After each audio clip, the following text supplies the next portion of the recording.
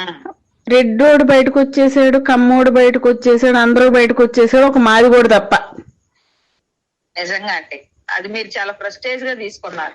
నేను మీరు ఎన్నన్నా నేను ప్రెస్టేజ్ గా తీసుకున్నా, ఆ, మీరేమన్నా అనుకోండి. అంది కాబట్టి అవన్నీ మర్చిపోతే నేను బేబమ్మని నెక్స్ట్ హోమ్ మినిస్టర్ గా చూడాలంతే. నేను ఎప్పుడు చెప్పాను నీకు ఈ మాట? అన్నయ్య అరెస్ట్ అయినప్పుడు చెప్పా.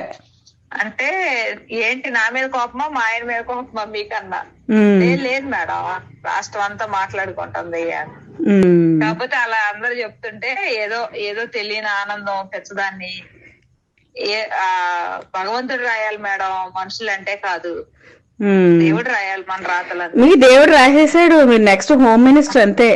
ఆయన బయటకు వచ్చిన తర్వాత బేబమ్మదే హవా సాగుతుంది, బేబమ్మ హవా సాగుతుంది, జగన్ బేబమ్మకే టికెట్ ఇస్తాడు.